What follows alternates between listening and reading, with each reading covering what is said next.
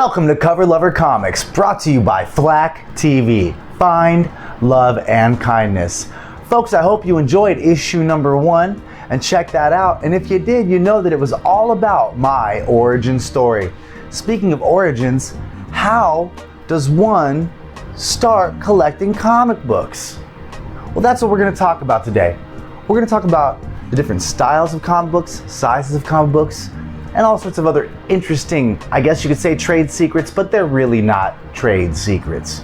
You can just do the research yourself and figure it out real quick. Let's give you a little example here. This is a comic book right here. Measures about 6.5 by about 10 inches. Standard issue size for any comic book. Lovely little Teenage Mutant Ninja Turtle Adventures, first appearance of Mondo Gecko. If you don't know, now you know. But that's about the standards of a comic book. We all think that we know what a comic book looks like. But do you really know what a comic book looks like? I mean, I look at this and I see something different than you do. Let me give you an example. We're going to use this copy of Fantastic Four versus the X-Men, issue number 1. Now, if you look at this, it's got the lovely little box, the title, everything looks cool.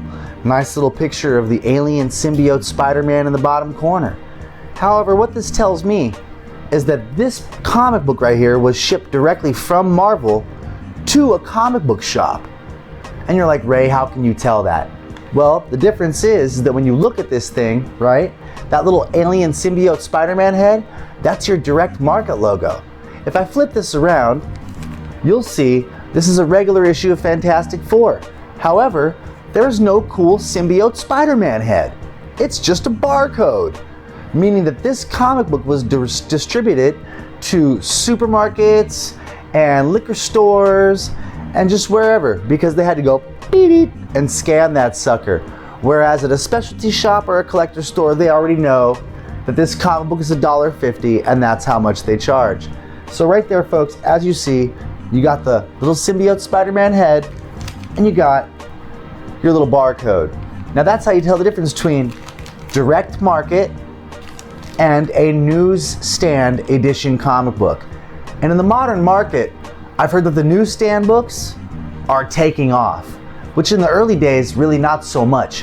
However, it goes that for every, I guess, 3, we're gonna take this example, Fantastic Four versus the X-Men. So for every 3 of printed with the alien symbiote head, you only have 1 of them that's printed with a barcode.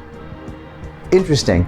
And also Stan Lee spilled the beans that this cover right here is this color, but when you get it on the newsstand cover is actually printed darker because it's going to be exposed to sunlight.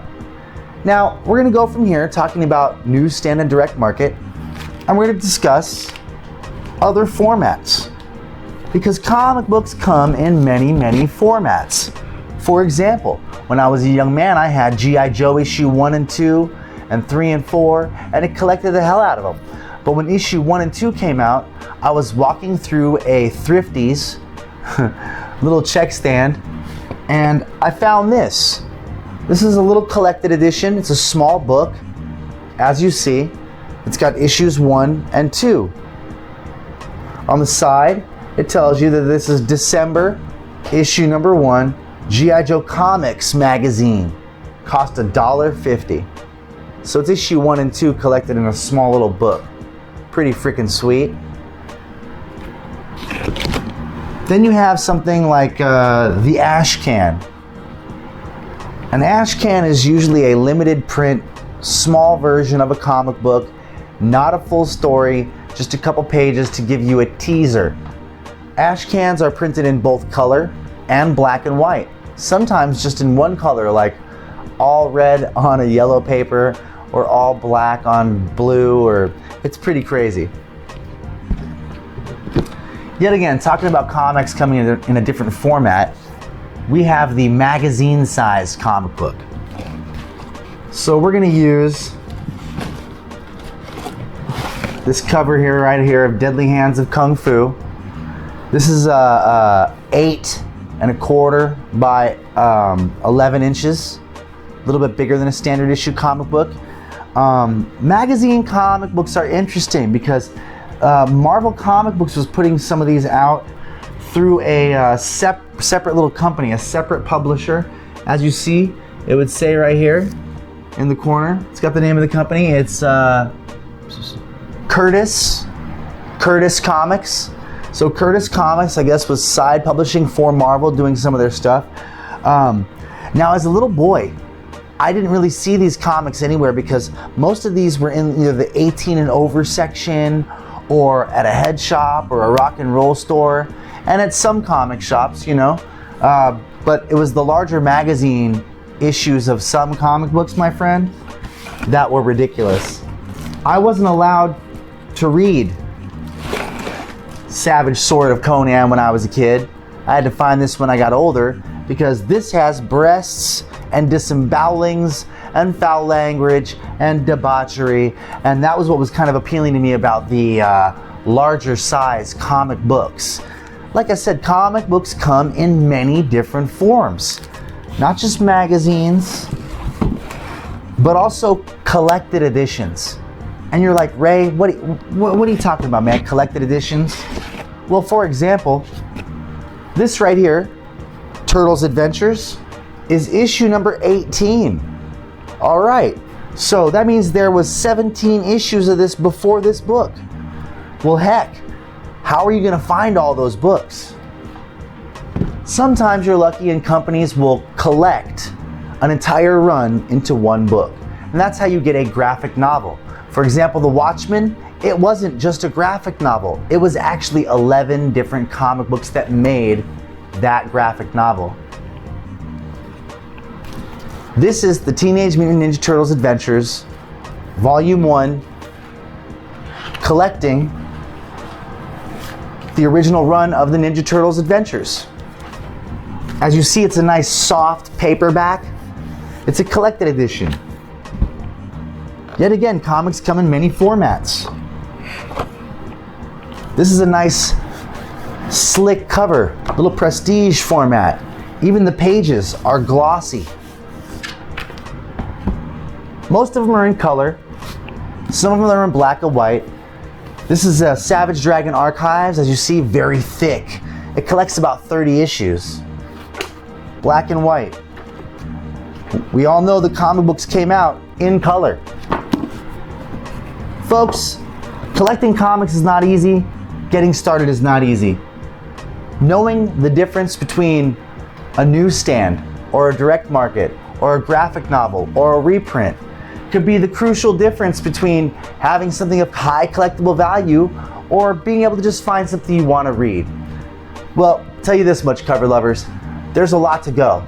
But for right now, we're going to take a quick break, check in with our sponsors, and we're going to be coming right back at you. Stay tuned.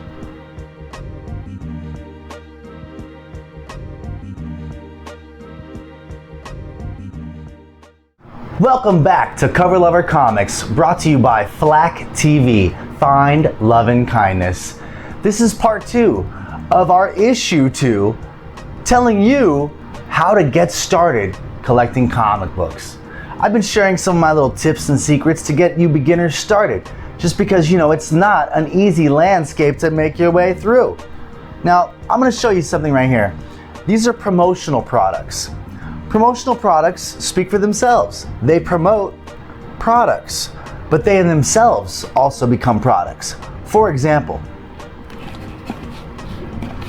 we all know that comic books need to have promotions.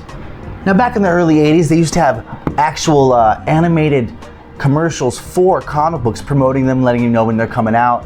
But for the most part, you had to find out from your local comic shop. And the only way the local comic shop could tell you is because they had posters promoting comic books. So for example, we have this issue of Batman number 620. And this is just a large poster showing you that it's coming out with Brian Azzarello, Eduardo Risso.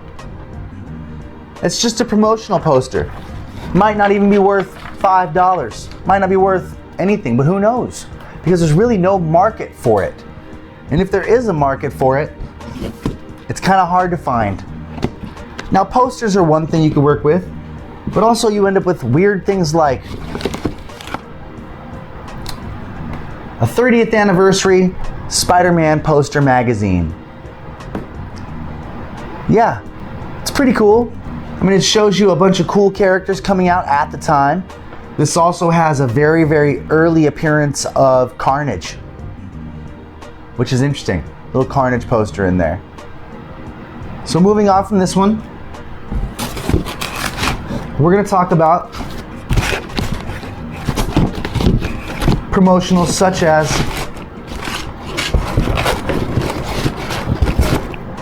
a magazine. This magazine,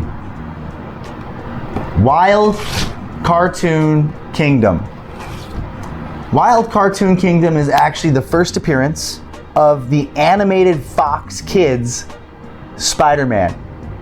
I mean, that's what's kind of interesting about this, is this predates the release of the cartoon, but it's the full article about how they made it. So it's really just the origin story of the animated Fox Kids Spider-Man. And the reason I bring this up is because let's say we're watching the new Spider-Verse movie. And if you know about Spider-Verse, it means Spider-Men from all over different galaxies and universes.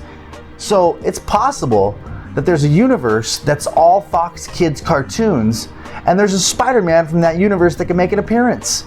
So therefore, that would make this the first appearance of the Fox Kids cartoon Spider-Man. That would be like a true first.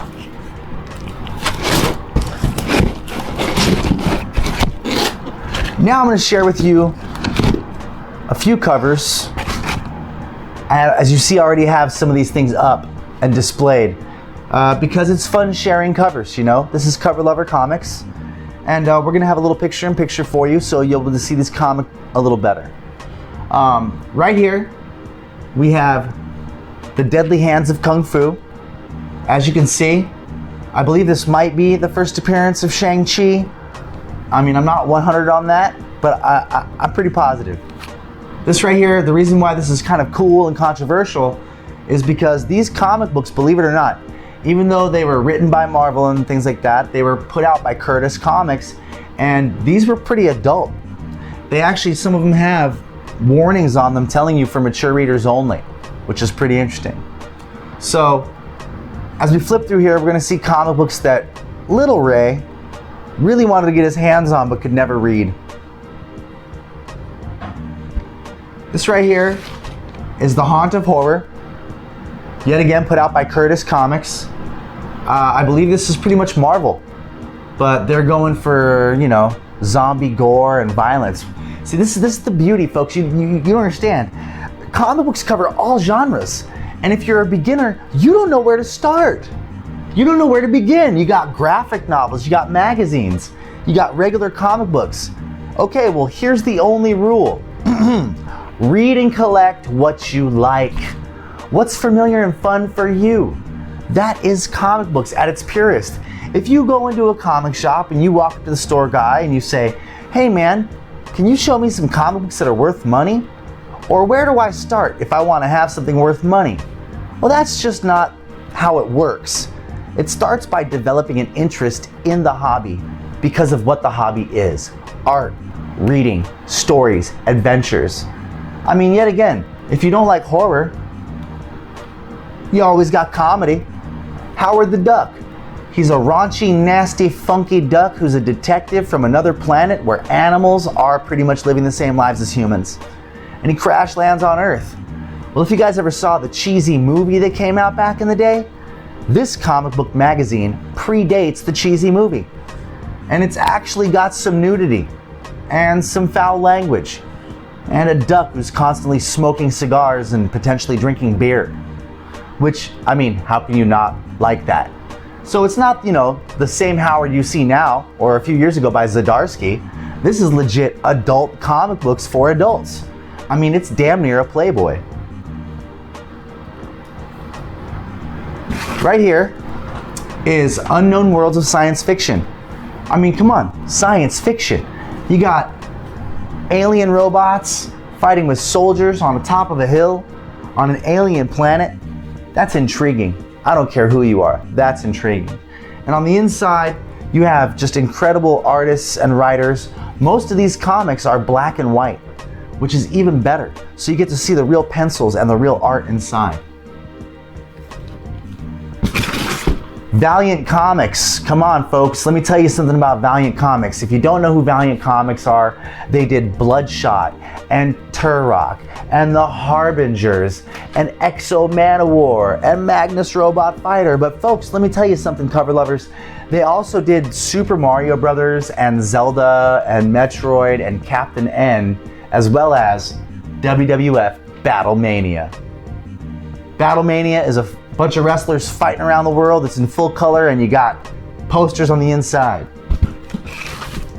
This right here is why I started collecting magazines when I was a little kid. I could never get a hold of these magazines, these savage tales of Conan, violence, murder, mayhem. Definitely not what we're all about here at FLAKtv. So folks, let me tell you something. FLAKtv is all about find, love, and kindness. Cover Lover Comics is all about sharing comics with you.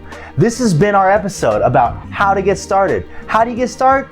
Just start reading the comics, sharing the comics, and enjoy what you do. Yet again, this has been Cover Lover Comics, brought to you by FLAKtv. Find, love, and kindness.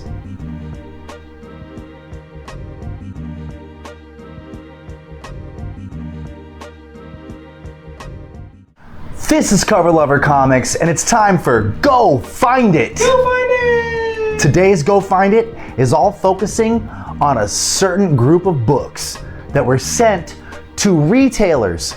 Comic book shop owners actually received a magazine from Marvel. And also, if you were a part of their fan club, I believe you received this too. The magazine is called FOOM, F-O-O-M. You're like, Ray, what the heck is FOOM? Well, it stands for Friends of Old Marvel. And what Marvel would do is they would promote the upcoming titles with FOOM. Now, as you see, this is an issue of FOOM right here, issue number 19. It's from fall 1977. This right here is all about the Defenders. And the cool thing about FOOM is most of them have wraparound cover art. So this piece of art actually goes around the cover. But, you know, that's up to you to find it if you want to see it. Now, FOOM promoted other comics coming out before they came out. So if you have these books, you actually have sort of a true first. This is number 19. FOOM number 20 is actually promoting John Carter. Everyone kind of craps on that movie. It's by Disney, but let me tell you what, it was a great comic book and a really cool book series. But this would be the Friends of Old Marvel production of, you know, John Carter of Mars. Now, I'm not saying you have to go find each one of these issues, guys. I'm just saying that for cover lovers' sake, if you want to, you can go find any issue of FOOM. Any issue of FOOM is going to be like a historical document. It's got interviews and all sorts of cool stuff that's like behind the scenes of making those comics. Now, I mean, there's a little controversy I'm going to share with you, I guess. I mean, I don't know how much controversy there is involved in this, but Marvel Comics, when they acquired Star Wars back in the 70s, had to promote the comic before it came out. Because in 1977, it was like a hit for sure. But it wasn't known that it was going to be the legend that Star Wars is. So, right here, what may be the true first appearance of Star Wars in comic books. On the cover, you got Chewbacca. You got Luke, you got Ben Kenobi. Here it is, Friends of Old Marvel, issue number 21. Potentially the first appearance of Star Wars in comic books. So yet again, folks, this is FOOM, Friends of Old Marvel. This is Cover Lover Comics, brought to you by FLAKtv. Find, love, and kindness. And yet again, go find it. Hey cover lovers, thank you very much for watching all the wonderful content that's being provided by FLAKtv. FLAKtv, it's find, love, and kindness. And I appreciate every single like that you give me on Cover Lover Comics. I'm so stoked to share my comics with you, my knowledge with you, and I just want you to know, it's never goodbye, it's just goodbye for now. And until next time, get ready, because there's always something coming around the corner. Issue 3 is next, and until then, we'll check you later in the funny books.